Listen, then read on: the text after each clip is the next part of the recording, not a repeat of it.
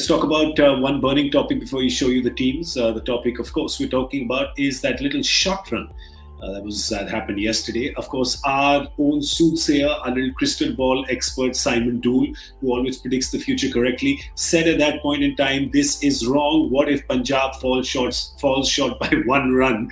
And that is exactly what happened, went into super over. And Harsha, I'll let you begin with that. That was just an appalling call. I mean, that visual has pretty much, that picture's gone all around the world, hasn't it? It is, but there's nothing you can do about it. I mean, if it was an LBW call, it would be the same thing, right? Just because we have line calls now, we're saying, hang on, give it to the third umpire and let the third umpire adjudicate, but the rules don't allow for that. You can't go to the third umpire unless the on-field umpire asks for it. Remember one other thing too. Look at where Nitin Menon was. Now you have all the locked off cameras. The locked off cameras are in line with the crease. If the locked off cameras are in line with the crease, the umpire can't be in the way. So the umpire is no longer, hasn't been for a few years now, no longer in line with the crease. He's always on either side of the crease. So his view is unlikely to be perfect. And that is why it was an unusual call from a very good umpire. Let's make no mistake, he's a good umpire. He's just got onto the ICC elite panel, Nitin Menon. So I was a little surprised by that call. But I foresee sometimes you need to make a mistake to be able to bring about a change. And I foresee a change where all line calls will eventually go to the third umpire, but not for the third umpire to adjudicate, because the replay technician is more qualified to look at that than the third umpire. Yeah. So I foresee a replay, a very good replay editor sitting there looking at all the locked off cameras and telling the third umpire, yeah, take a look at this. I think that's wrong. I think here it is.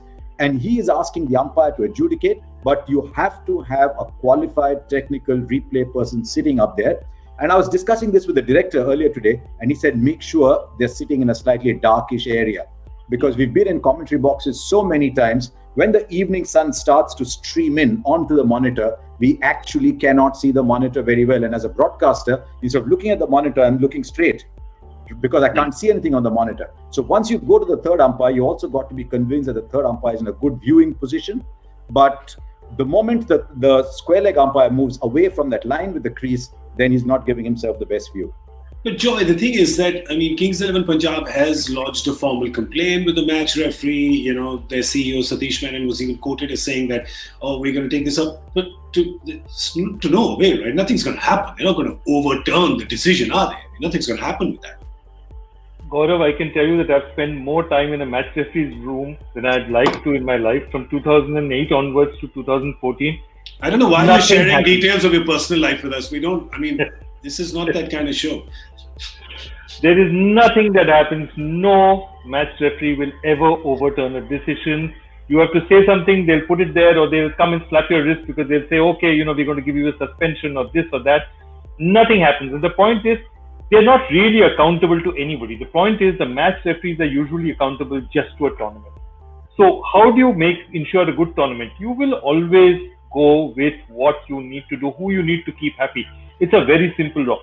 Again, I've been fighting over one other thing for umpires, okay? And I want to go there again. We have, after every game, players, the captains of both teams rate the umpires, okay?